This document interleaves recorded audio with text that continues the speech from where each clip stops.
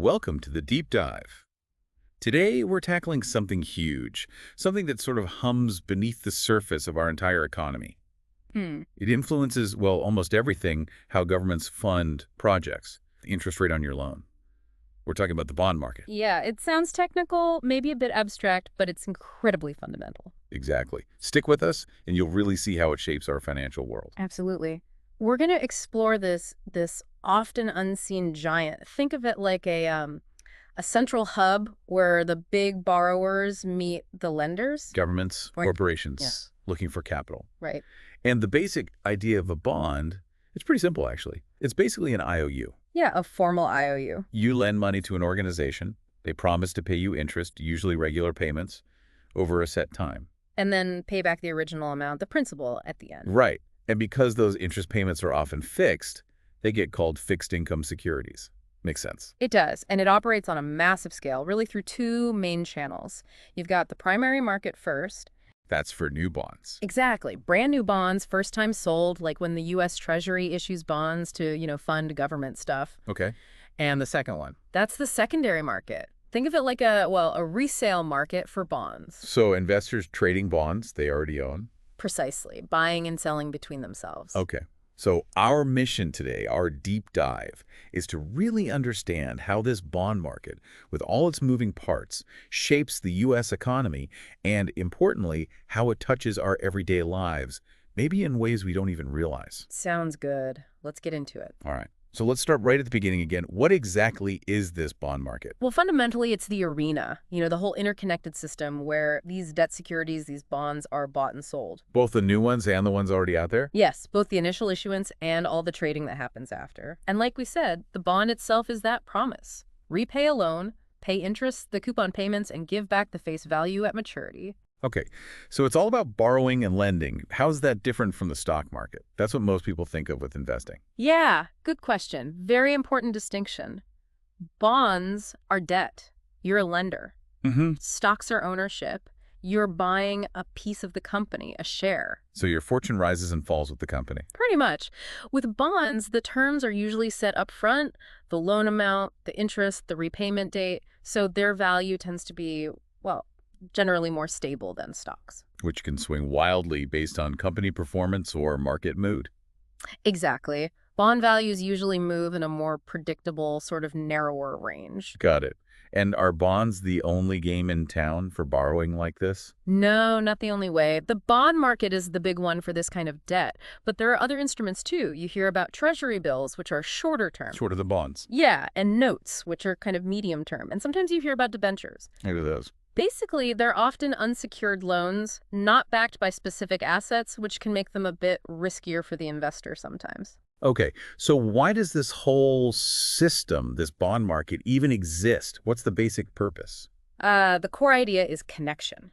Connecting those with capital investors, savers with those who need capital. The borrowers, governments, companies? Right. For their projects, their operations, it's a crucial intermediary channeling funds efficiently in both the public and private sectors. Efficiency seems key then, making it easier, maybe cheaper, for borrowers to find lenders. That's a big part of it. A well-functioning market should streamline things, ideally lowering borrowing costs because issuers can tap into a wide pool of investors. And on the flip side, it gives investors places to put their money. Exactly. It offers investors a whole range of options, different risk levels, different goals.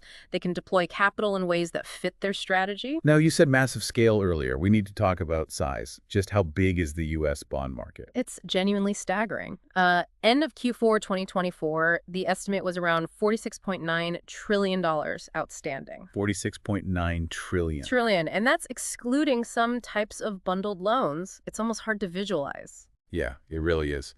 How does that break down? Well, the biggest chunk by far is U.S. Treasury debt, about $28.3 trillion. Okay. Then you have corporate bonds, around $11.2 trillion. Municipal bonds, maybe $4.2 trillion. And federal agency stuff, over $2 trillion.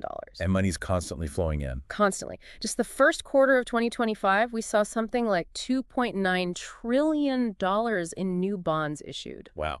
So the U.S. market isn't just big domestically. It's a global heavyweight, right? Oh, absolutely. Historically, it's been around maybe 39% of the entire global bond market. Almost 40%. Yeah. And think about this. The global credit market, bonds plus loans, is roughly 3 times the size of the global stock market. That really puts the importance of debt financing into perspective. It really does. And within the U.S., you mentioned Treasuries are the biggest piece. They have a special role. Hugely important. The U.S. Treasury market is the largest, most liquid government debt market in the world, period. Why is it so important, beyond just funding the government? Well, it's crucial for the Federal Reserve for implementing monetary policy, and its yields act as benchmarks for pricing countless other financial instruments globally, not just in the U.S. So saying the health of the U.S. bond market is critical for the whole financial system isn't an exaggeration then. Not at all. With that $46 trillion plus size, any major disruption, any big shift in investor sentiment, it can send ripples everywhere. Systemic importance is the term. Its smooth running is vital for economic well-being. Definitely. And it's not all one thing, is it? You mentioned different types. Right. It's very diverse. You've got treasuries from the feds, municipals or munis from states and cities, corporates from companies, agency debt. Mortgages get bundled up too, right? Yep, mortgage-backed securities, MBS, asset-backed securities, ABS, lots more. Each has different issuers, different risks, attracts different investors. So it allows for specific financing needs and investment strategies. Exactly. But it also means there's a lot of complexity to navigate for anyone involved. Okay, so we've got a clear picture of the what and the how big. Now, who are the key players? Who's actually doing all this buying and selling? Right. The market works because of the interaction between several key groups. Let's start with the issuers, the borrowers. The ones creating and selling the bonds. Precisely. And the biggest single issuer is the U.S. federal government through the Treasury Department. Issuing bills, notes, bonds. Yep. All those different maturities to fund government operations, social programs, infrastructure, manage the debt. And like we said, treasuries are seen as super safe globally. We sometimes hear about debt ceiling debates causing jitters, right? Does that affect their borrowing? It absolutely can. Any uncertainty about the government's ability or willingness to pay its debts can potentially push up the interest rates they have to offer to attract lenders. Makes sense. Who else issues bonds? Municipalities. States, cities, counties, school districts. They issue municipal bonds or munis. For things like schools and roads. Exactly. Public infrastructure projects are a big reason for muni bonds. And corporations, obviously. Yes, big time. Companies of all sizes issue corporate bonds. They need capital for operations, expansion, R&D, maybe buying other companies. And we saw that huge number earlier, over $1.5 trillion in corporate bonds just in 2025. Yeah, it shows how vital this market is for them. And don't forget, others like banks, they issue debt too. Okay, so those are the borrowers. Who's on the other side? Who's buying all these bonds? All right, the investors, the buyers, the capital providers, a huge group is institutional investors. The big guys. Yeah, large organizations managing money for others. Think mutual funds, pension funds managing retirement savings. Insurance companies, hedge funds. All of them. Plus university endowments, sovereign wealth funds, those state-owned investment funds. They are massive players, especially in the treasury market. So is it mostly these big institutions, or do regular people invest too? Regular people, retail investors definitely participate. They can buy directly. You can get treasuries via Treasury Direct or other bonds through a brokerage. Savings bonds too, right? Yep. U.S. savings bonds are another direct route. But probably more commonly, individuals invest indirectly. Through bond funds. Exactly. Bond mutual funds or ETFs, which hold a whole basket of different bonds. It's a way to get diversification. Do governments themselves buy bonds? They do. Domestic government entities might, but importantly, foreign governments and their central banks are huge holders of U.S. treasuries. Why do foreign governments hold U.S. debt? Often as part of their foreign exchange reserves. Holding dollars, often in the form of safe treasury bonds, is common due to global trade patterns. And of course, the U.S. Federal Reserve itself holds a massive portfolio of treasuries and agency debt for monetary policy reasons. Even companies might buy bonds. Sure, if they have surplus cash, they want to park somewhere relatively safe. So why do all these different groups buy bonds? What's the motivation? It varies, but a big one is predictable income, those regular coupon payments. The fixed income aspect. Right. Diversification is another key reason. Bonds often behave differently than stocks, so they can help balance a portfolio. And safety. Or perceived safety. Yes, especially with government bonds. They're often seen as a haven for capital preservation, particularly when the economy feels shaky. And some, like munis, offer tax advantages, which is appealing, especially for higher earners. Okay, borrowers on one side, lenders on the other. Who's in the middle making it all work? The intermediaries. They're crucial for connecting everyone and facilitating the trades. A key group here is the dealers or broker-dealers. Investment banks, big financial institutions. Often, yes. They act as market makers. They stand ready to buy and sell certain bonds, quoting prices. Providing liquidity, making sure trades can happen. Exactly. They provide that essential liquidity. They also trade for their clients. Most of the daily trading volume happens between these dealers and the big institutional investors. It's often called the over-the-counter or OTC market. Okay. And what about when a brand new bond is being created and sold? Who handles that? That's where underwriters come in, usually investment banks, maybe working together in a group called a syndicate. Hired by the issuer. Right. They manage the whole process of selling that new bond. They advise the issuer on pricing and structure, handle the legal docs, market it to investors. Gauge demand? Yep, through book building. And then they distribute the bonds. They basically help ensure the offering is successful. Are there other, maybe less visible players? Oh, definitely. Mm. Credit rating agencies, Moody's, S&P, Fitch, they rate the creditworthiness of issuers. And that affects the bond's yield. Big time. Higher perceived risk generally means the issuer has to offer a higher yield. Then you need lawyers for all the complex documents. Makes sense. And clearing agencies like NSCC and FICC. They make sure that once a trade is agreed, the bonds actually move one way and the money moves the other safely, reducing counterparty risk. So ensuring the trade actually settles. Exactly. Depositories like the DTC hold securities electronically, keep track of ownership. And while most trading is OTC, some bonds, especially corporates, are traded on exchanges or electronic platforms called ATSs. And someone oversees all this. Yes, the regulators. FINRA, the MSRB for Munis, the SEC, they set the rules, oversee trading, aim for fair markets, and investor protection. Wow, it really is a complex ecosystem. Lots of different parts relying on each other. Totally interdependent. Issuers need investors and intermediaries. Investors need issuers and intermediaries. Stress in one area can definitely ripple through. And the government sits right in the middle. Biggest issuer, big investor via the quid. A uniquely influential position, absolutely. And, because so much is OTC, information isn't always perfectly transparent. So intermediaries and rating agencies try to fill that gap. They do, providing research and assessments. But it's worth remembering they have their own business models, too, so potential biases are something to be aware of. Okay, great overview of the players. Now, the really crucial part. How does this bond market, which can feel abstract, actually impact the real American economy? Right. It might seem distant, but its impact is deep and wide. Let's start with government operations. They know they fund themselves with Treasury bonds. Exactly. Treasuries finance everything: defense, Social Security, infrastructure, and being seen as globally safe makes them a cornerstone of finance. But what about the national debt? If it grows, does that impact things? It can. Needing to issue more bonds can lead to concerns about repayment, potentially increasing the government's borrowing costs over time. More money goes to interest payments. Less for other things, okay? Okay. What about businesses? Corporate expansion relies heavily on it. For many companies, issuing bonds is cheaper or more appealing than selling stock or taking bank loans. So they use bond money to invest, build factories, do R&D? Precisely. Think GM, Apple, they use the bond market. That $1.5 trillion plus in corporate bonds in 2025 shows how central it is for business growth and investment. Okay, and monetary policy, the Fed's role. Absolutely critical. The Fed uses the bond market, specifically buying and selling treasuries, open market operations, as its main tool. To influence interest rates. Exactly. Buying bonds injects money, potentially lowering rates. Selling bonds withdraws money, potentially raising rates. This affects borrowing costs across the entire economy. So they use it to manage inflation, stimulate growth, or cool things down. That's the idea. It's their primary lever for influencing the economy's direction. Okay, those are the big picture impacts. But how does it really hit home for individuals? Someone buying a house, saving for retirement.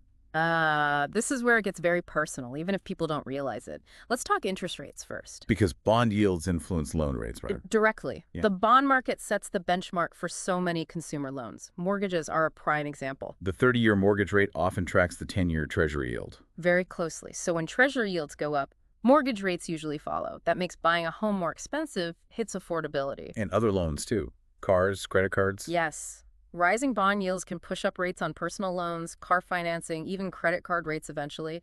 That squeezes disposable income. Okay, that's clear. What about retirement savings? Lots of people have bonds in their 401ks, They do. Bonds are often included for stability as a counterweight to stocks. They're generally seen as safer. but they're not risk-free. No investment is truly risk-free. If the bond market gets volatile and prices fall sharply, that can hurt the value of those retirement accounts. So market instability can impact retirement security, even with safer assets. It can reduce the overall balance and potentially the income retirees expect from their bond holdings. And inflation, how does that fit in? The bond market is very sensitive to inflation expectations. If investors think inflation will rise, they demand higher yields on new bonds. To compensate for their money losing purchasing power. Exactly. Higher expected inflation means the fixed payments from a bond will buy less in the future. So investors demand a higher interest rate upfront. And what does it do to existing bonds? Existing bonds with lower yields become less attractive, so their prices tend to fall. This dynamic, higher yields driven by inflation fears, can ripple out. Making things more expensive generally. It can contribute to that, yeah. If borrowing costs rise across the board, partly due to inflation fears reflected in the bond market, it can add pressure to prices for groceries, gas, housing, especially if wages aren't keeping pace. So the bond market acts like a barometer for inflation expectations and influences costs. Wow. Okay, so it clearly touches us all. Yeah. Now, we sometimes hear about a bond market crisis. What does that actually mean? Basically, a crisis is a rapid, widespread sell-off. Lots of people trying to sell bonds at once Driving prices down. and yields up very quickly. This can really destabilize things because, as we've discussed, rising yields mean higher borrowing costs for almost everyone. What kind of things can trigger that kind of sell-off? Several factors. Rising interest rates are a big one. If the Fed hikes rates or signals hikes, existing lower yield bonds look less appealing. So people sell them. Right. Inflation fears are another major trigger. If inflation erodes the real return, investors might dump bonds. What about debt levels? Yeah. Serious concerns about government debt sustainability or maybe large corporate defaults that can spook investors. And geopolitical stuff, trade wars, conflicts can just make investors generally less willing to take risks, leading to sell-offs. And if a crisis like that happens, what are the consequences? They can be pretty severe. For the government, higher yields mean more tax money just servicing debt, less for programs. For businesses and people? A potential credit crunch. Borrowing gets much more expensive or even harder to get. That chills investment, slows spending, hurts economic growth. Does it affect the stock market too? Often, yes. Bond market turmoil can spill over, causing stock market volatility as investors get nervous across the board. And ultimately, if borrowing costs stay high for too long, Recession risk. it significantly increases the risk of recession, yeah. Reduced spending and investment can lead to economic contraction. Have we seen any recent examples of this kind of stress, even if not a full-blown crisis? We've definitely seen significant volatility. Remember October 2023, the 10-year Treasury yield went above 5%. Highest since before the 2008 crisis, right? Exactly. Driven by inflation worries, Fed rate hikes, government spending concerns. And more recently. Even just this past April 2025, yields jumped quite a bit in 1 week, from about 4% to almost 4.6% on the 10-year. What caused that? Reports pointed to things like U.S.-China trade tensions heating up again, plus ongoing uncertainty about what the Fed would do next with interest rates. So these aren't just abstract numbers. They reflect real-world anxieties and have real impacts. Absolutely. They show how sensitive the market is and how quickly things can change, impacting borrowing costs and the wider economy. Okay, so bringing this all together, it's crystal clear the bond market isn't just some niche financial area. Not at all. It's foundational. It's the machinery that helps finance growth, maintain stability. It lets governments function, companies innovate, central banks manage the economy. But it's also prone to volatility, as those recent examples show. Very much so. And those ups and downs directly impact borrowing costs, investment, and ultimately the financial health of everyday Americans. So if there's one key takeaway for listeners, I'd say it's that paying attention to the bond market, even just the headlines, isn't just for Wall Street pros. Understanding the basics can genuinely help you grasp the bigger economic picture and maybe make more informed choices for your own financial future. and there are resources out there. Definitely. Sites like theverge.com often cover these topics, and the U.S. Treasury's own website has a lot of information too. Excellent advice. And maybe a final thought to leave people with. Sure. Considering how interconnected global economies are now, how might that change things? Does it amplify the effects of U.S. bond market swings or maybe dampen them? And should individuals think about adjusting their long-term strategies because of this evolving global landscape? That's a great question to ponder. Definitely something to think about. Indeed. Well, thanks for joining us for this deep dive into the crucial world of the bond market.